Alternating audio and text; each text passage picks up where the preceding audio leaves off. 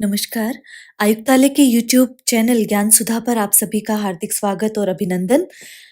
कबीर ग्रंथावली जो कि श्याम सुंदर दास द्वारा संपादित है, उस पर हम लगातार चर्चा कर रहे हैं और हमारा केंद्र बिंदु है आरपीएससी द्वारा आयोजित होने वाली परीक्षा, असिस्टेंट प्रोफेसर हिंदी परीक्षा। और जब हम कबीर ग्रंथावली की बात करते हैं तो वहाँ पर कबीर ग्रंथावली के जो महत्वपूर्ण साखियों के जो अंग है, वो गुरुदेव को अंग और विरह को अंग या इसमें समावेशित है पाठ्यक्रम में, और साथ ही कुछ पदों का समावेश भी किया गया है। तो जब हम साखी को देखते हैं, कबीर ग्रंथावली में जो गुरुदेव को अंग या विरह को अंग में जो साखियां शामिल है, हम पहले भी देख चुके हैं, गुरुदेव को अंग हम कर चुके हैं। और जब हम लगातार इनकी व्याख्या देख रहे हैं तो कुछ महत्वपूर्ण तथ्यों पर बात करना जरूरी बनता है, साथ ही हम उन साखियों की व्याख्या भी यहाँ पर कर रहे हैं। जैसा कि हमने बीती कक्षा में देखा कि अधिकांश विद्वानों ने साखी शब्द की व्युत्पत्ति संस्कृत के साक्षी शब्द से मानी है, हम ये देख चुके हैं। डॉक्टर हजारी प्रसाद द्विवेदी और पंडित परशुराम चतुर्वेदी भी इसी व्युत्पत्ति को मानते हैं और साखी को साक्षी और साक्ष्य दोनों से व्युत्पन्न वे मानते हैं। यहाँ पर यह भी एक तर्क दिया जाता है कि सखी से साखी शब्द बना है जिसका अर्थ गवाह है, और यहाँ पर सखी यदि हम अपभ्रंश में देखें तो वही सच्ची या फिर साखी का साक्षी होकर साखी बनता है, ये भी भाषा वैज्ञानिक मानते हैं। जैसा कि विदित है कि लोक में या संसार में या जगत में किसी घटना, स्थिति, व्यक्ति या वस्तु को देखकर उसके संबंध में प्रमाण प्रस्तुत करने वाले व्यक्ति को साक्षी या साखी कहा जाता है। जो व्यक्ति अपने अंतर के भावों और अनुभवों के संबंध में साक्ष्य प्रकट करता है, प्रस्तुत करता है, वही अंतः साक्षी भी कहलाता है। ये भी हम जानते हैं। तो इस अर्थ में भी साक्षी का या साखी का जो अर्थ है वो ध्वनित होता है। सामान्यतया यदि हम देखें तो साक्षी का अर्थ अपनी आंख से देखने वाला होता है। श्वेता स्वतर उपनिषद में भी ये बात कही गई है। तो यहाँ पर कबीर स्वयं साखी है और उनकी वह उक्ति या वाणी जिसमें उन्होंने अपना साक्ष्य प्रस्तुत किया है वह साखी है। एक बात यह भी निकल कर आती है कि कबीर स्वयं साखी है और उनकी वह उक्ति या वाणी जिसमें उन्होंने अपना अनुभव, अपना प्रमाण, अपनी गवाही कही है, प्रस्तुत की है, वह साखी है। तो इस प्रकार साखी शब्द में साक्षी और साक्ष्य दोनों अर्थ सन्निहित है, जो हम बीती कक्षा में बात कर चुके हैं। जब हम साखी की बात करते हैं और कबीर की साखियों की बात करते हैं तो वे प्राय दोहा छंद में मिलती है, लेकिन यह सर्वत्र नहीं मिल रही कि सर्वत्र दोहा छंद ही केवल प्रयोग में लिया गया है। उनके अंतर्गत सोरठा, चौपाई, श्याम, उल्लास, हरिपद, गीता, सार छप्पय आदि छंद भी मिलते हैं। तो यहाँ पर एक बात सामने आती है कि साखी शब्द भाव द्योतक है, छंद द्योतक नहीं है। तो यदि ये प्रश्न पूछा जाता है या ये विकल्प चुनते हैं कि साखियां केवल और केवल दोहा छंद में लिखी हुई है, तो नहीं, वहां मात्राओं का व्यतिक्रम मिलता है। इसीलिए जब हम साखियों को देखते हैं तो वो सोरठा, चौपाई, श्याम, उल्लास, हरिपद, गीता, छप्पय आदि छंदों में भी वे मिलती हैं। इसलिए साखी छंद द्योतक नहीं है। एक विशेष भाव कोटि के अंदर आने वाले अन्य छंद भी साखी में समाविष्ट कर लिए गए हैं। तो ये बात यहाँ पर ध्यान रखनी जरूरी है। दूसरी बात यह भी है कि विशिष्ट भाव कोटि का दोहा साखी का पर्यायवाची है और कबीर वाणी के अगेय वर्ग का प्रतिनिधित्व करता है। तो ये भी है कि संकलनकर्ताओं ने कुछ अन्य अगेय छंदों का भी जो गेय पदों या रमेणियों में समाविष्ट नहीं हो सकते थे, उनका साखी में संकलित उन्हें कर दिया गया। तो अब कबीर का मूल रूप क्या था, क्या वो छंद युक्त थी या दोहा युक्त थी, ये कहना एक दुष्कर काम है, क्योंकि जो संकलन मिलते हैं, जो संपादित अंश मिलते हैं कबीर की साखियों के, उसमें केवल और केवल दोहा नहीं होके अन्य छंदों का प्रयोग भी वहां पर मिलता है। छंद शास्त्र के आचार्यों ने यदि हम देखें तो वहां पर भी वे दोहे के 23 भेद मानते हैं, लेकिन उसमें भी साखी का उल्लेख नहीं आया है। तो साखी यहाँ पर नितांत एक अलग दृष्टिकोण में सामने आती है, क्योंकि कबीर के साखियों में सोरठे भी शामिल है, और सोरठा भी अपभ्रंश से आया हुआ है, तो अपभ्रंश से बहुत अधिक प्रभावित है। मोटे तौर पर यदि हम कबीर की साखियों को देखें तो वे अभंग और सभंग दो भागों में बांटी जा सकती है। जब हम अभंग साखियों को देखते हैं तो वहां पर इसमें दोहे के शास्त्रीय नियम के अनुसार जो मात्रा, यति और जो तुक होता है उसकी बात की जाती है। लेकिन अभंग साखियों के उदाहरणों का वहां पर अभंग तो उदाहरण मिलते ही है, सभंग भी उदाहरण मिलते हैं, इसलिए केवल और केवल अर्थाभिव्यक्ति ही महत्वपूर्ण है। वहां पर छंद के लिए, छंद के कोई नियम, विशेष नियम वहां पर नहीं लागू हुए हैं। एक प्रश्न पूछा जा सकता है कि कबीर ग्रंथावली जिसकी हम बात कर रहे हैं, कबीर के संदर्भ में श्याम सुंदर दास जी की जो संपादित है, उसमें अंग संख्या कितनी है? तो वहां पर 59 जो अंग है, जिसमें मन को अंग है, विरह को अंग है, गुरुदेव को अंग है, इस प्रकार नाना अंगों में जो बात की गई है वो 59 अंगों में विभाजित मिलती है विषय भेद की दृष्टि से कबीर की साखियां। और साखियों के विभाजन की ये रीति शाक्त तंत्रों के विषय विभाजन से बहुत मिलती है। जो शाक्त परंपरा में जो तंत्र विधान है उसके विषय विधान से ये साखियां बहुत अधिक मिलती हैं। तो ये ध्यान रखने की जरूरत है। उसमें प्रेम और भक्ति की बात है, अध्यात्म दर्शन की बात है, योग दर्शन की बात है, मन विवेचन की बात है, वैराग्य की बात है, और आदर्श भी वहां पर मिलता है। यद्यपि साखियों की संख्या में मतभेद मिलता है, लेकिन कबीर के जो शिष्य मलूक दास है जिन्होंने संग्रहित किया है, वो कबीर की साखियों की संख्या 809 मानते हैं। लेकिन और डॉक्टर श्याम सुंदर दास ने भी इसी को प्रामाणिक माना है कबीर ग्रंथावली में, और वे भी जो वहां पर 809 साखियों को जो मलूक दास जी ने बताई है उसमें वे मानते हैं। तो ये कुछ महत्वपूर्ण तथ्य हैं साखियों के बारे में। जब हम साखियों का अध्ययन करते हैं तो हम इस निष्कर्ष पर पहुंच सकते हैं कि ये साखियां कबीर के लोक एवं परमार्थ विषयक साक्ष्य को प्रस्तुत करती हैं। ये लौकिक एवं पारमार्थिक आचरण का निदर्शन करती हैं। छंदो विधान में इन्होंने प्रमुखतः दोहा को ही स्वीकार किया है, प्रमुखतः, लेकिन सर्वत्र नहीं। सामान्यतः ये भाव की किसी ऊंचाई पर सामान्य जीवन के वातावरण से संपृक्त रहती है। साखियों में कबीर का ध्यान दोहा रचना पर नहीं गया है। उन्होंने दोहा करना उनका उद्देश्य नहीं है, वरन उनका जो प्राथमिक उनका उद्देश्य रहा है वो भावाभिव्यक्ति पर रहा है। इसलिए मात्रा, यति आदि के बंधन को तोड़कर कई स्थानों पर जो साखियां हैं वे रबड़ की भांति फैल गई हैं, ऐसा कहा जा सकता है। भाषा सरल है, किंतु अनेक साखियों में जो प्रतीक है वे दुरूह हो गए हैं। और साखी का जो गुण महात्म्य है वो इस प्रकार कहा जा सकता है कि साखी आंखें ज्ञान की, समुझी देखू मन माही, बिन साखी संसार का झगड़ा छूटत नाही। तो ये महत्वपूर्ण बातें हैं साखियों के संदर्भ में।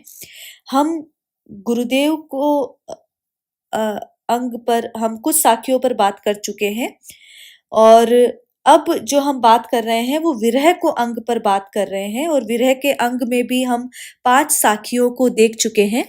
अगली जो साखी है जिसमें जो विरहिणी आत्मा का प्रतीक है और जीवात्मा का प्रतीक है, वो यहाँ पर कबीर यहाँ पर इस प्रकार कह रहे हैं कि बहुत दिनन की जोवती बाट तुम्हारी राम, जीव तरसे तुझ मिलन को मन नाही विश्राम।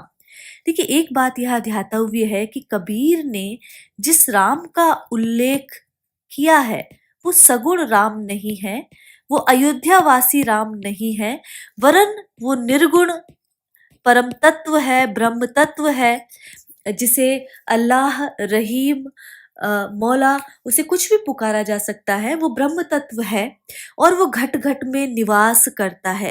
तो यह निर्गुण राम की बात कबीर कहते हैं और इसके लिए वो कभी राम का प्रतीक चुनते हैं, कभी केशव की संज्ञा देते हैं और कभी वो रहीम या अल्लाह कहकर पुकारते हैं। तो इस साखी में भी विरहिणी जीवात्मा का प्रतीक है और वो कह रहे हैं कि बहुत दिनन की जोवती। जोवती का मतलब है प्रतीक्षा करना। तो यहाँ पर प्रतीक्षा करती। बहुत दिनन की जोवती बाट तुम्हारी राम। बाट का मतलब है मार्ग। कि हे प्रभु, मैं बहुत दिनों से तुम्हारी प्रतीक्षा कर रही हूँ।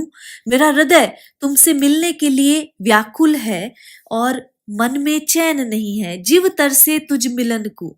मेरा जो हृदय है, जीव मतलब हृदय, जीव का अर्थ यहाँ पर हृदय से है कि मेरा जो हृदय है वो तुमसे मिलने के लिए व्याकुल है। मन नाही विश्राम, और मन में मेरे बिल्कुल भी चैन नहीं है। तो प्रत्येक जीव को निरंतर एक अभाव का अनुभव होता है जब वो अंशी से मिल नहीं पाता है। साधारण जीव जो है वो इस अभाव को नहीं समझ पाता है, लेकिन साधनारत जो प्रौढ़ जीव होता है वो इस अभाव को समझता है और ये अभाव अपने केंद्र या मूल से वियुक्त होने का परिणाम है, उस ईश्वर से, उस अंशी से विलग होने का परिणाम है। तो वो विरह की वेदना का अनुभव करता है। तो विरह जिसका हमने देखा विशेष प्रकार से रहित हो जाना, तो यहाँ पर वही विरहिणी जो आत्मा है वो यहाँ पर कह रही है कि हे प्रभु, मैं बहुत दिनों से तुम्हारी प्रतीक्षा कर रही हूँ। मेरा हृदय तुमसे मिलने के लिए व्याकुल है और मन में चैन नहीं है। तो यहाँ पर जो राम प्रतीक के रूप में यहाँ पर लिया गया है, और जब हम देखते हैं तो अंत्यानुप्रास अलंकार का प्रयोग यहाँ पर देखा जाता है। अगला जो पद है, बिरहनी बिरहिन उठे भी पड़े दर्शन कारणी राम, मुआ पीछे देहुगे सो दर्शन की ही काम। बिरहिन उठे भी पड़े। बिरहिन, कबीर कहते हैं कि हे राम, तुम्हारे दर्शन के लिए, तुम्हारे वियोग में जो विरहिणी है वो उठने का प्रयत्न करती है। बिरहिन उठे, किंतु वियोग जन्य दुख से वो इतनी कृशकाय हो गई है, इतनी दुर्बल हो गई है कि वे उठने का प्रयत्न करने पर भी बार बार पृथ्वी पर गिर पड़ती है। बिरहिन उठे भी पड़े दर्शन कारणी राम, कि राम के दर्शन करने के लिए, राम के दर्शन करने के हेतु वो जो विरहिणी है वो उठती है, लेकिन वो इतनी कृशकाय हो गई है कि पुनः वो गिर जाती है, पृथ्वी पर गिर पड़ती है। मुआ पीछे देहुगे सो दर्शन की ही काम। इसलिए यदि तुम उसके मरने के बाद दर्शन दोगे तो वे दर्शन किस काम का होगा। मुआ का मतलब है मरने पर। तो यदि जब वो मृत्यु को प्राप्त हो जाएगी तो उसके पश्चात यदि तुम दर्शन दोगे तो वे दर्शन किस काम का होगा। उठे भी पड़े, यहाँ पर भी शब्द के द्वारा, भी निपात के द्वारा एक विशेष प्रकार का बल लाया गया है और ये प्रेषित करने की चेष्टा की है कबीर ने कि विरहिणी की जो पीड़ा है, जो वेदना है, जो व्यथा है, वो इतनी तीव्र है कि वे विरह वेदना में पृथ्वी पर गिर पड़ती है और पूरे तौर से वो उठ भी नहीं पाती।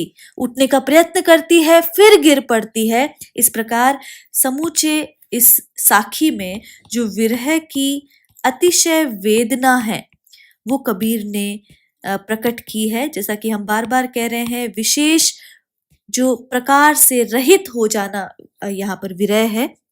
इसमें एक व्यंजना यह भी है कि यदि जीते जी प्रभु से मिलन हो जाए तो श्रेयस्कर है, यदि मरने के बाद मिलन हुआ तो वह किस काम का। तो कबीर की दृष्टि में जो जीव की मुक्ति विदेह मुक्ति से अधिक श्रेयस्कारी है। जीते जी मुक्त हो जाने को कबीर यहाँ पर श्रेयस्कर मानते हैं। वक्रोक्ति और अंत्यानुप्रास अलंकार यहाँ पर देखा जाएगा। मुआ पीछे देओगे सो दर्शन की ही काम। वक्र उक्ति है यहाँ पर कि मरने के बाद यदि दर्शन दोगे तो वो किस काम का है, ये बात यहाँ पर कबीर कह रहे हैं। अगले साखी में यही जो भाव है वो जारी है कि मुआ पीछे जिनी मिले कहे कबीरा राम। पाथर घाटा लोह सब पारस कोने काम। मुआ पीछे अर्थात मरणोपरांत, मृत्यु के उपरांत। जिनी का मतलब है मत या नहीं। तो कबीर कहते हैं मुआ पीछे जिनी मिले कहे कबीरा राम। तो कबीर कहते हैं कि हे राम, मरणोपरांत मत मिलो, नहीं मिलो, अर्थात मरने के बाद तुम्हारे मिलने से क्या लाभ है। वो सीधा सीधा कह रहे हैं कि हे राम, मरणोपरांत तुम मुझसे नहीं मिलो, मरणोपरांत यदि मिल भी जाओगे तो लाभ क्या है। पाथर घाटा लोह सब पारस कोणे काम। तो जब सब लोहा ही पत्थर हो जाए, पाथर घाटा, घाटा मतलब घटित हो गया या घट गया, समाप्त हो गया।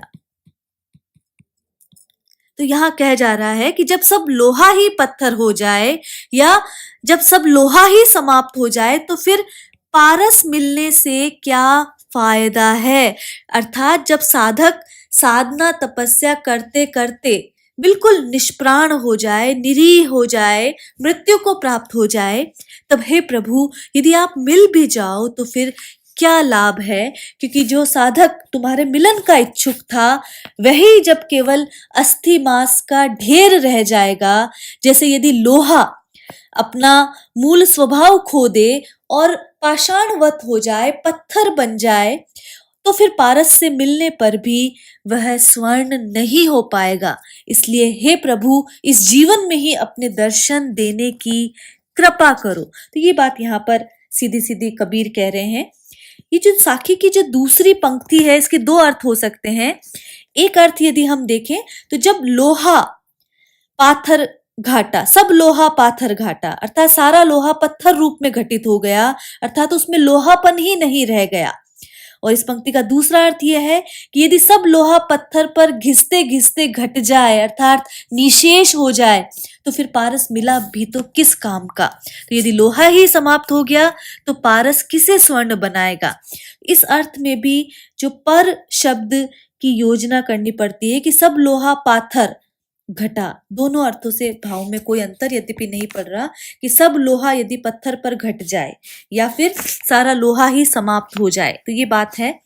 इस साखी में भी विरह वेदना की अतिशयोक्ति व्यंजित है। यदि विरहणी विरह में प्रतीक्षा करते करते प्राण खो बैठे तो फिर प्रिय मिलन मिला भी तो क्या लाभ, ये बात यहाँ पर कबीर कह रहे हैं। यहाँ पर अलंकार यदि हम देखें तो पाथर घाटा लोह सब, ये एक तरह से दृष्टांत प्रस्तुत किया गया है, तो दृष्टांत अलंकार है।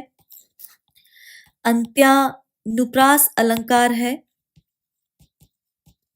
और वक्रोक्ति है कि मुआ पीछे जिने मिले कहे कबीरा राम।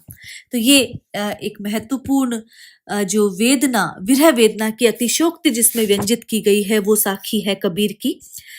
अगला जो विरह को अंग की जो अगली साखी है, अंदेसड़ा न भाजिसी संदेसो कहिया के हरि आया भाजिसी के हरि ही पासी गया। अंदेसड़ा, कुछ कुछ जो संकलन है उसमें अंदेसो भी ये शब्द मिलता है। इसका मतलब है आशंका या कि चिंता। तो अंदेसड़ा का अर्थ है आशंका या चिंता। कहिया का मतलब है कहने से। के हरि आया भाजिसी, भाजिसी का मतलब है भाग सकती है।